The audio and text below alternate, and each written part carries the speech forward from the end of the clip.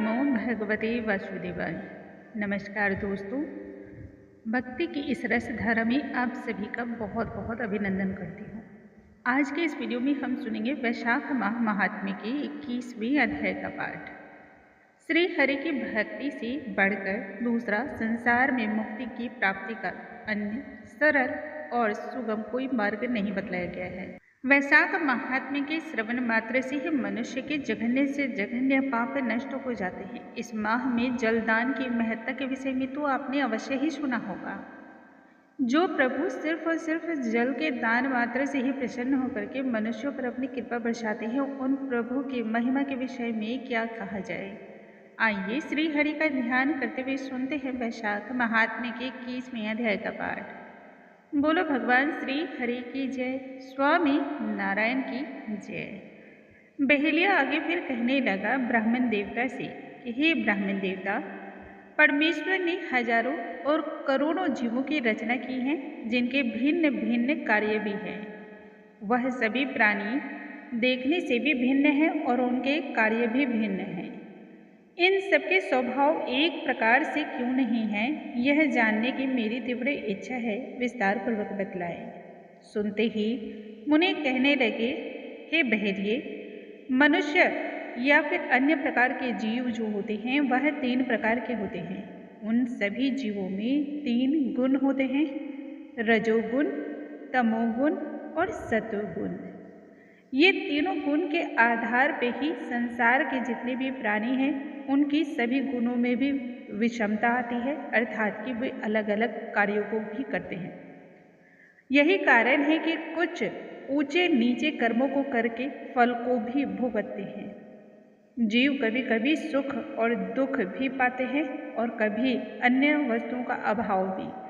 ये सभी चीजें जो घटती हैं वह प्रकृति के इन्हीं 3 गुणों के आधार पर घटती हैं।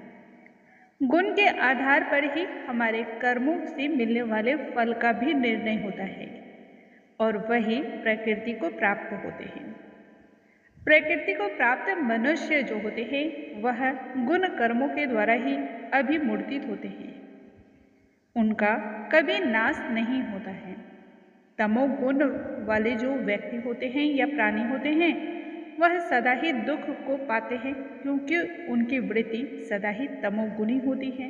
हृदय से अत्यंत ही निष्ठुर होते हैं और सभी से ईर्ष्या द्वेष रखते हैं।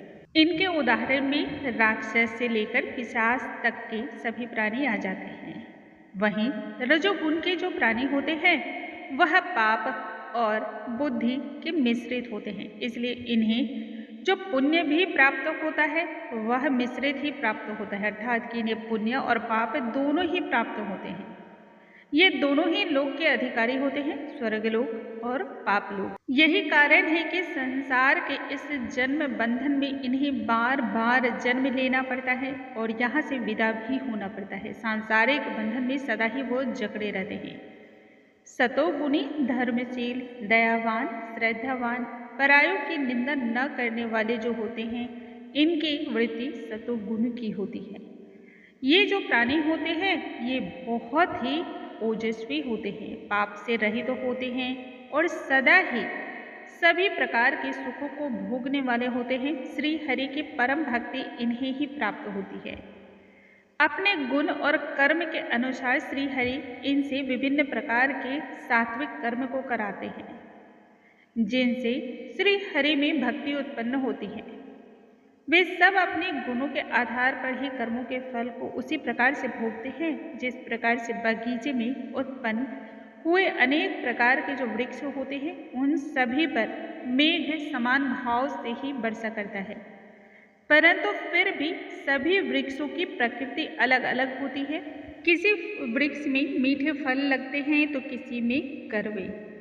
कोई वृक्ष ऐसा होता है जो जीवन को प्रदान करने वाला होता है, तो कुछ वृक्ष ऐसे होते हैं जिनके स्पर्श मात्र से भी हमें विष लग जाता है। इतना सुनने के पश्चात बहेलिया फिर मुनि से कहने लगा, हे मुनि, जो पूर्ण भोग वाले मनुष्य होते हैं उन्हें मुक्ति कब प्राप्त होती है, सृष्टि काल में या फिर अंत काल में?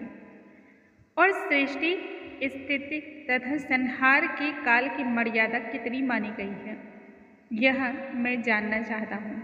मुनि कहने लगे, 4 सहस्त्र युग का ब्रह्मा जी का एक दिन होता है और इतनी ही एक रात्रि भी होती है। इस तरह से दिन और रात मिलाकर के ब्रह्मा जी के एक दिन माने गए हैं। 15 दिन का एक पाख और 2 पक्षों का एक माह माना गया है। 2 मास की एक ऋतु और 3 ऋतुओं का एक अनय होता है। 2 अनय का एक वर्ष माना गया है। इसी प्रकार से ब्रह्मा जी के 100 वर्ष व्यतीत होने पर एक ब्रह्मकल्प पूर्ण होता है। वही प्रलय का समय है, ऐसा वेद में विदित है।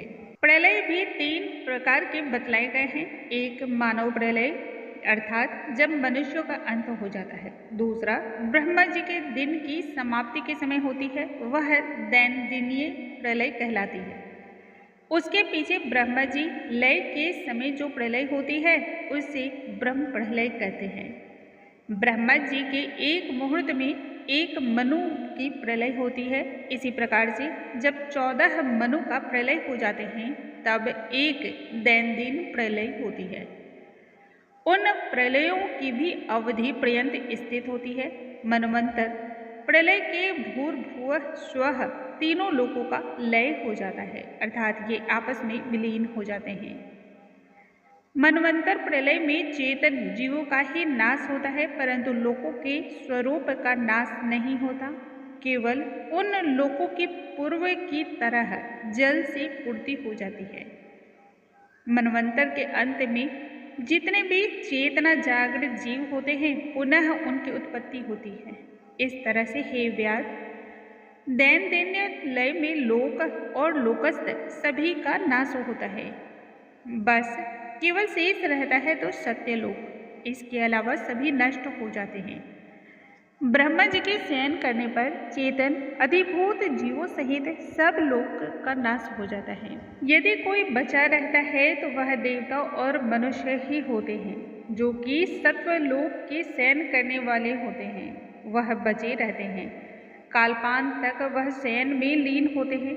जिस प्रकार से रात्रि के समाप्त होने के पश्चात पुनः सवेरा होता है, ठीक उसी प्रकार से सृष्टि के समाप्त होने के पश्चात ब्रह्मा जी पुनः से सृष्टि की रचना करते हैं।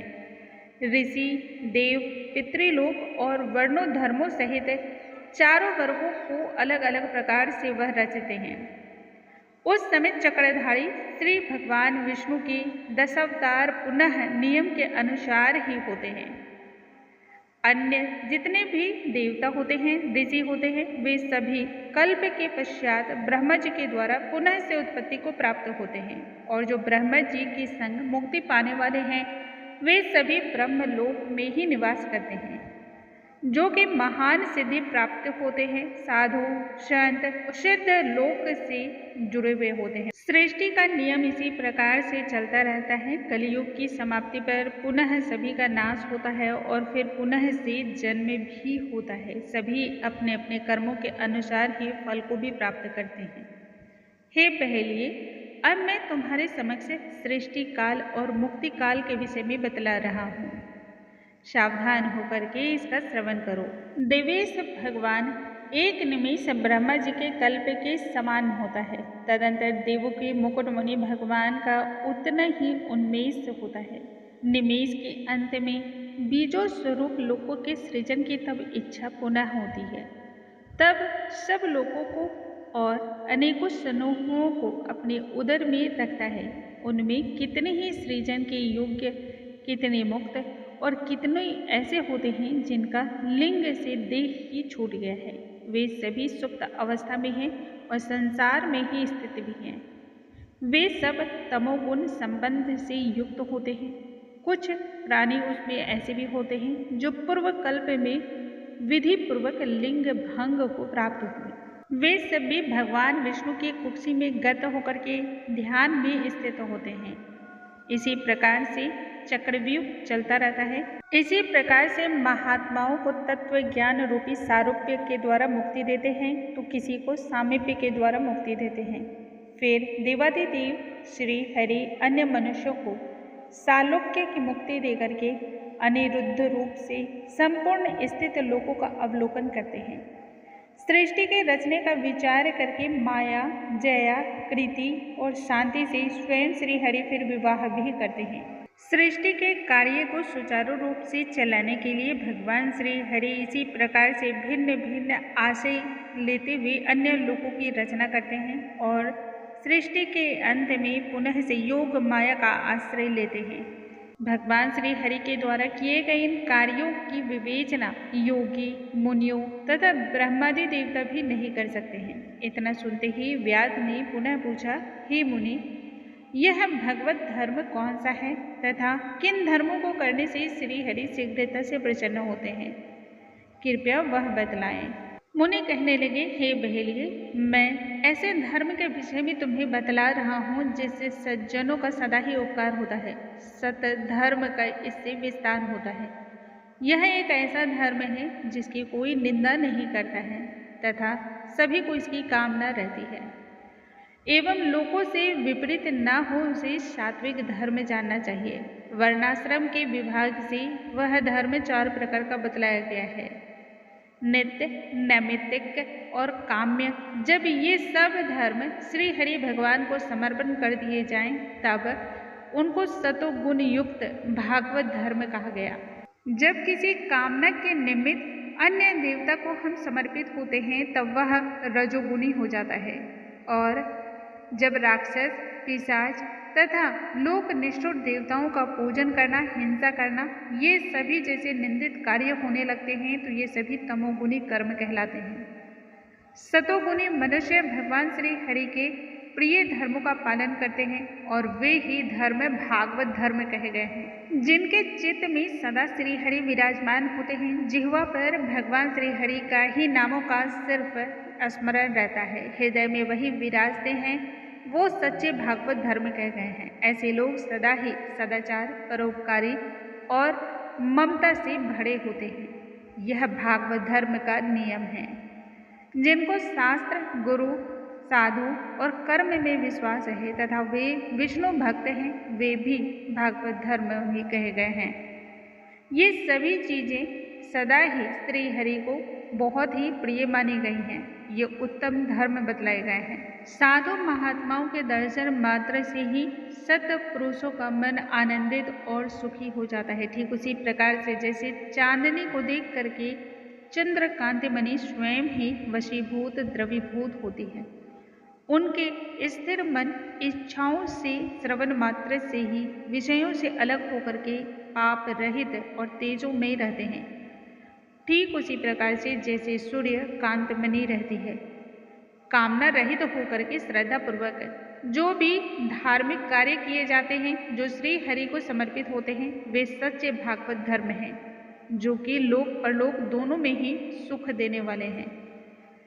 भगवान श्री हरि को प्रसन्न करने वाले धर्म सूक्ष्म और संपूर्ण पापों का नाश करते हैं। क्षीर सागर में स्थित सभी के हित की कामना से जैसे दही में से मक्खन निकाला जाता है, ठीक ऐसे ही वैशाख के धर्म हैं जो कि श्री लक्ष्मी को बतलाए हैं। इस माह की महत्ता के विषय में श्री हरि ने स्वयं ही माँ लक्ष्मी को बतलाया है। मार्ग में छायादार वृक्ष लगवाना या छाया की व्यवस्था करना, प्याऊ लगवाना, पंखों से राहगीरों को हवा करना, सुपात्रों को दान देना, छतरी, जूता, कपूर तथा विभिन्न प्रकार के सुगंधित द्रव्यों का दान करना, बावड़ी, कुआं, सरोवर इत्यादि का निर्माण कराना तथा संध्या काल के समय शरबत, पुष्पों का दान करना, तांबूल का दान करना, गौरस का दान करना सर्व उत्तम कहा गया है। राहगीर जो थके मांदे हैं उन्हें नमक मिली हुई छाछ का दान करना, उबटन देना, थके हुए ब्राह्मणों के चरणों को धोना, चटाई, कंबल, पलंग इत्यादि का दान, गौदान तथा शहद और तिल का दान संपूर्ण पापों का तुरंत ही नाश करता है। संध्या काल के समय ईख और ककड़ी का दान करना तथा रसायन का दान करना, पितरों के निमित्त तर्पण करना, ये सभी वैशाख माह के योग्य धर्म कहे गए हैं। यदि प्राणी प्रातःकाल उठ करके स्नान करके फिर इन कथाओं का नियम से श्रवण करे, नित्य पूजा पाठ मधुसूदन भगवान का करे, वैशाख महात्म्य का जो श्रवण है, कथा है, इसे ध्यान लगा करके सुन दे, इतने मात्रा से ही श्री हरि प्रसन्न हो जाते हैं। इस माह में तेल और उपटन को छोड़ देना चाहिए। कांस्य के पात्र में भोजन ना करें तथा निषिद्ध जो भोजन है उनका भी त्याग करना चाहिए। व्यर्थ के वाद विवाद में ना पड़ें। घिया, गाजर, लहसुन, तिल मिष्ट, कांजी, कूट, घिया, तुरई, पोई, कलिंदा, सहजना, चौलाई, कुल्थी और मसूर का त्याग करना चाहिए। बैंगन, कलिंदा, कोदो, चौलाई, कुसुम, मूली, गाजर, बेलफल इत्यादि ये सभी वैशाख माह में भूल से भी इनका सेवन ना करें। भूल से भी इनमें से एक भी चीज का सेवन करने वाले को चांडाल की योनि में जन्म लेकर और उसके बाद 100 जन्मों तक पशु की योनि में जन्म प्राप्त करता है। इसलिए मधुसूदन भगवान की प्रसन्नता के निमित्त वैशाख के धर्मों का पालन करें। वैशाख के धर्मों का पालन करने वाले व्यक्ति को वैशाख माह की समाप्ति होने पर भगवान विष्णु की प्रतिमा को बनवाकर वस्त्र अलंकार से अलंकृत करके दक्षिणा सहित ब्राह्मण को अर्पण कर देने मात्र से ही संपूर्ण सुख की प्राप्ति होती है, जो कि इस लोक और परलोक दोनों में ही सुख देने वाली होती हैं। द्वादशी के दिन दही और अन्न का दान करें तथा जल से भरा हुआ घड़ा, तांबूल, फल और दक्षिणा सहित योग्य ब्राह्मण को दान दें। तत्पश्चात जूता, छतरी का दान देकर के ब्राह्मण को भोजन कराएं। शीतल जल, दही, अन्न, तांबूल और दक्षिणा देकर के ब्राह्मण से कहे कि मैं यह धर्मराज के निमित्त दान दे रही हूँ, यमराज मेरे ऊपर प्रसन्न हो। इस प्रकार से अपने गोत्रों सहित इसका उच्चारण करने मात्र से ही अकाल मृत्यु जैसी या फिर भयावह कष्टों से मुक्ति मिल जाती है। पहले दही और फिर अन्न पितृश्वरों को तृप्ति और फिर अक्षत दें, फिर गुरु को, फिर भगवान विष्णु को दें। शीतल जल और कांसे के पात्र में दही, अन्न, दक्षिणा, तांबूल, फल रख करके कहें कि हे विष्णु, मैं वैकुंठ धाम की प्राप्ति के निमित्त यह दान करती हूँ। और फिर कुटुंबी ब्राह्मण को यथाशक्ति गौ का दान दें। इस प्रकार से व्रत को पूर्ण करें, तब सभी पापों से मुक्त होकर के मनुष्य 100 कुलों का उद्धार करता है। ये सभी कुल का उद्धार करके सभी प्राणियों को देखते देखते ही सूर्य मंडल को भेद कर योगियों को भी दुर्लभ जो धाम है वह भगवान विष्णु के परम धाम को मनुष्य जाता है।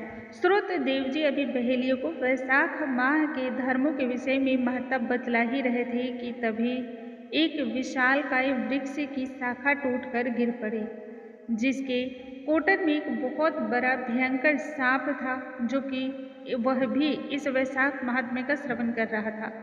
तुरंत ही वह पाप रूपी देह का परित्याग करके इन पापों से मुक्त होकर के दिव्य शरीर को धारण करके वहां पर हाथ और शीश जोड़ करके बैठ गया।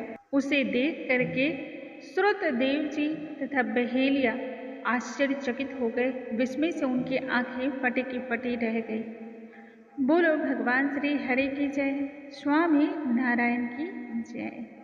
दोस्तों, आज के इस वीडियो में हमने सुना वैशाख महात्म्य के 21वें अध्याय का पाठ। कल के वीडियो में हम आगे की कथाओं के साथ पुनः मिलेंगे। तब तक के लिए नमस्कार।